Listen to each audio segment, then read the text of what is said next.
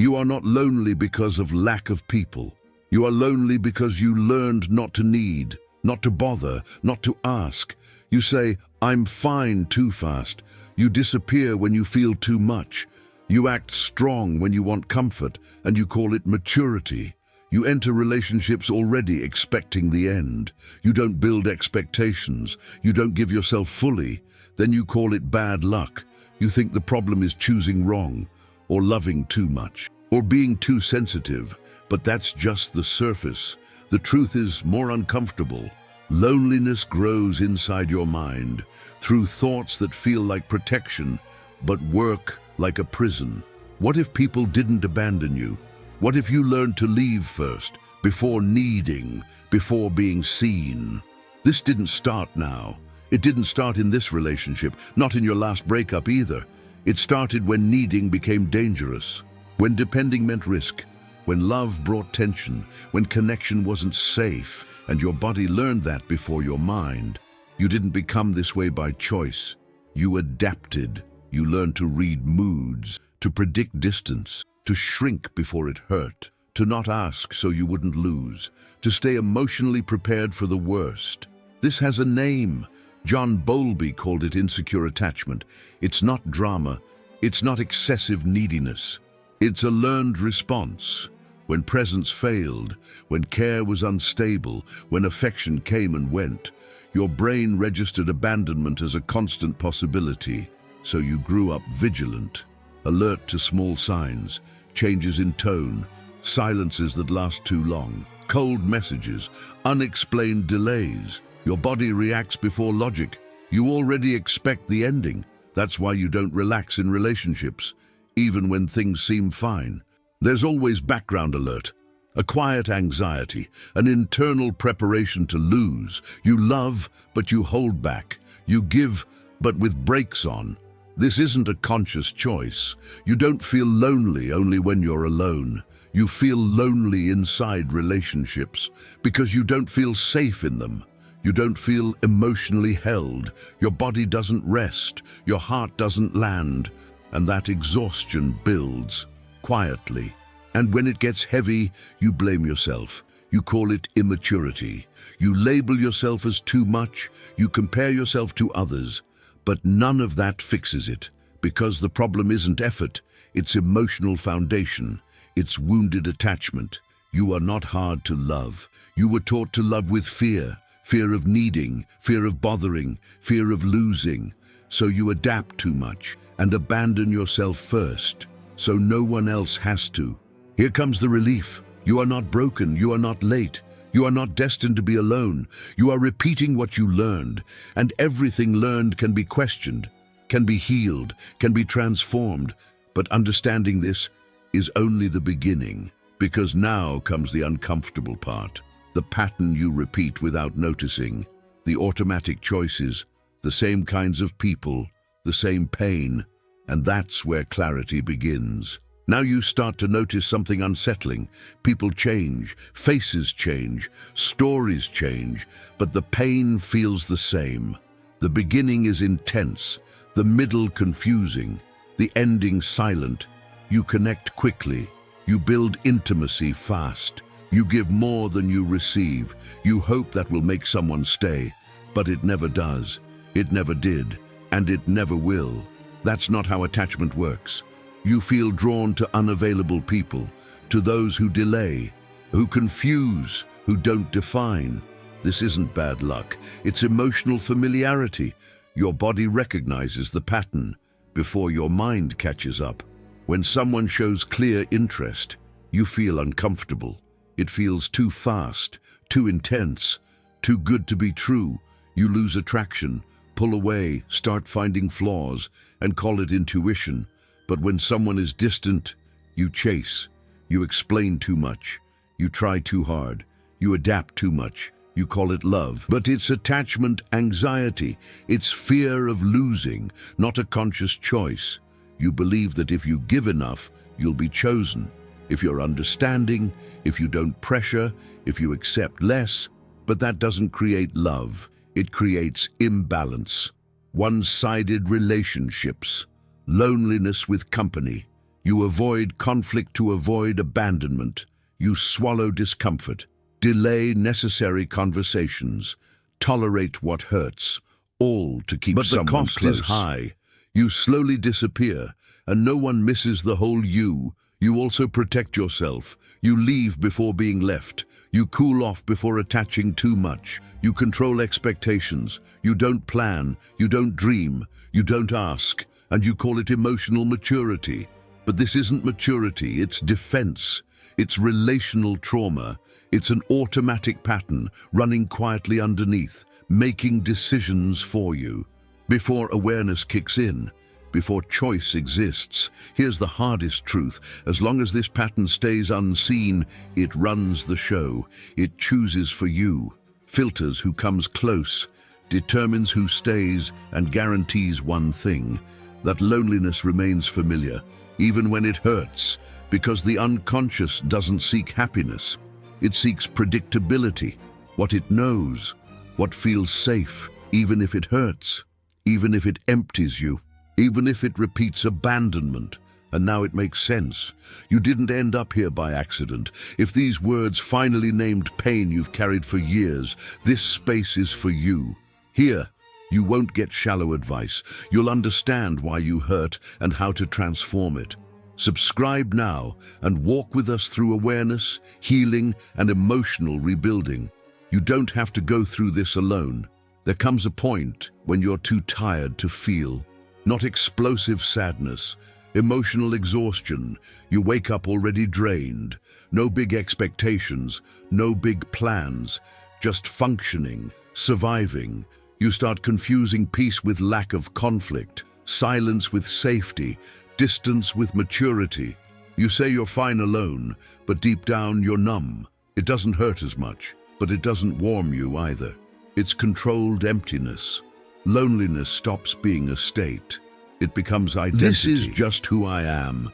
I've always been like this. I handle things on my own. These sound like strength, but they hide resignation. Resignation from being cared for. You stop sharing what matters, not because there's no one, but because you don't trust anyone to hold it. You solve everything alone, cry alone, decide alone, and feel proud of it, even while feeling invisible. Your body starts sending signals: constant tension, difficulty relaxing, light sleep, a racing heart for no clear reason. You call it anxiety, but it's emotional vigilance, never fully off. Here comes the false solution. You think loving more will fix it, being more understanding, more patient, more available. But loving more only drains you. It doesn't create reciprocity, it creates exhaustion. So you try the opposite.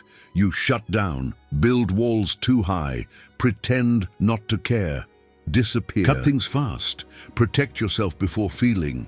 But that doesn't work either, because the problem was never intensity or sensitivity or giving too much. The problem was giving without safety, without foundation, without emotional support. And that always has a cost, always. This is where it really hurts, because you realize you didn't just lose people. You lost parts of yourself, spontaneity, lightness, trust. You shrank to fit and still ended up alone. But this awareness isn't punishment. It's a turning point, because now you see, and what is seen no longer controls you. The trap only works in the dark, and you just turned on the light. The next step changes everything, even if it scares you. Healing doesn't start when someone stays. It starts when you stop abandoning yourself. This isn't about changing your personality. It's about changing automatic responses. What you do when fear shows up, when need appears, when insecurity hits. That's where everything shifts. First step, name your needs without apologizing. You were trained to soften everything, to ask carefully, to over-explain, to justify why you need something. But need is not a flaw. It's a sign of healthy attachment. Silencing it feeds loneliness. Saying, "I need this," isn't pressure, it's clarity. Saying, "This hurts me," isn't drama. It's an emotional boundary. Anyone who leaves because of that wasn't available.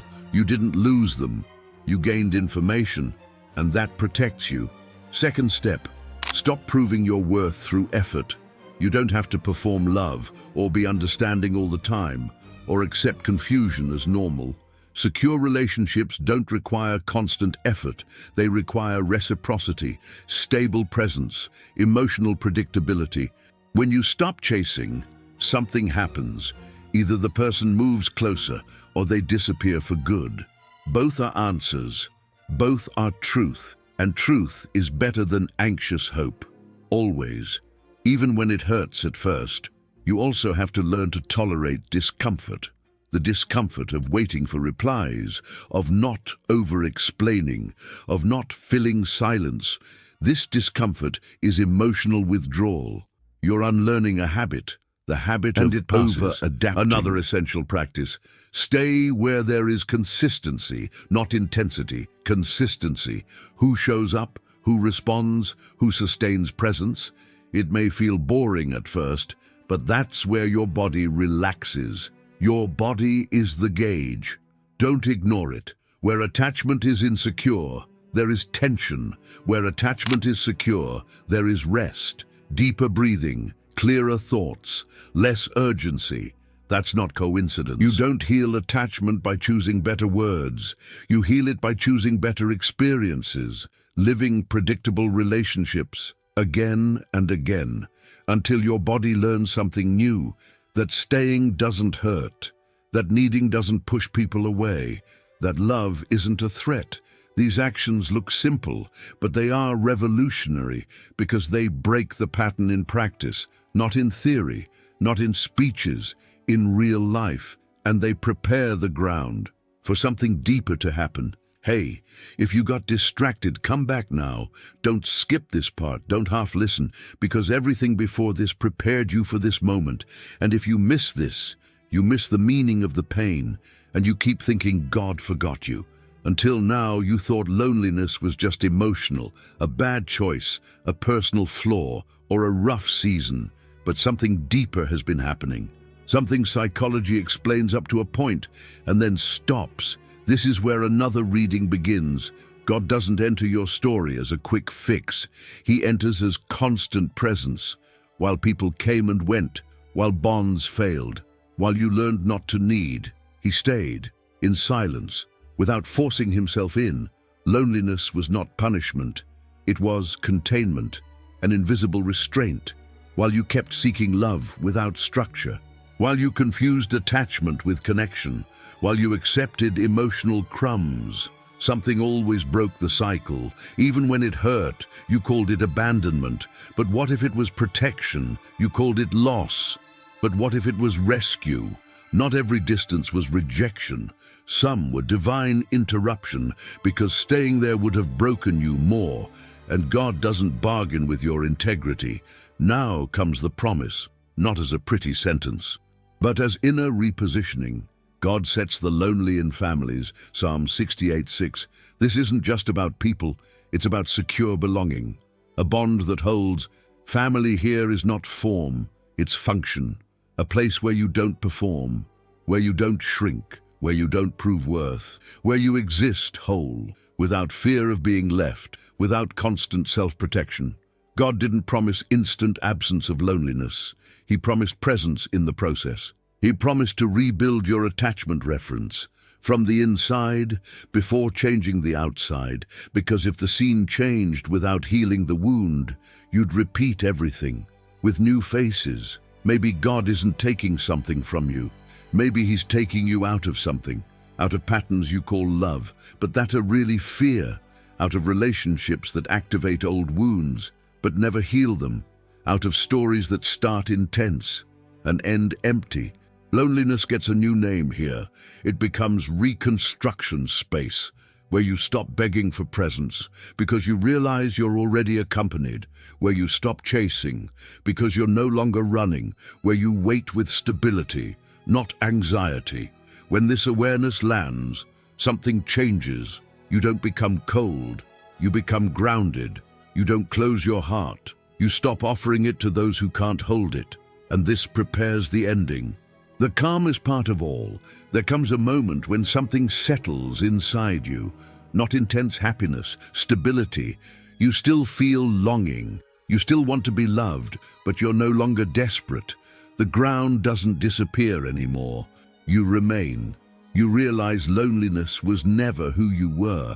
It was what you learned to carry, an old response, a defense system, now seen, now named, now questioned, and therefore weaker.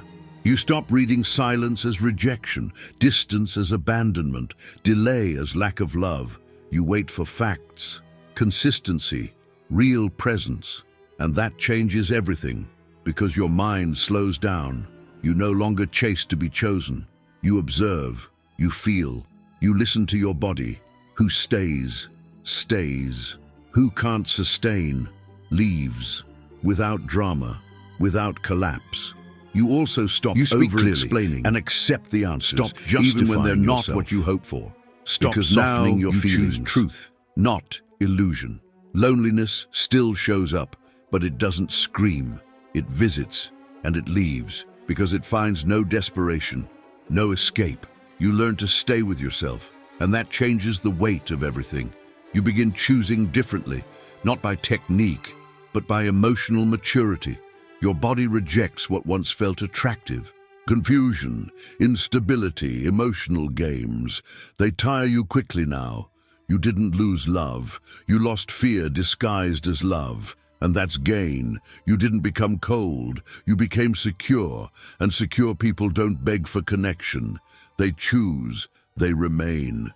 Maybe this was the greatest healing. Realizing you didn't need someone to save you. You needed to stop abandoning yourself. And when that happens, loneliness loses control. Relationships change shape, and so does your emotional destiny. Without rush, you still want to love. But now, without losing yourself, you still want companionship. But you don't accept just any presence. You weren't rejected. You were redirected. And now you finally understand that, in peace. If this message resonated with you, subscribe to our channel right now.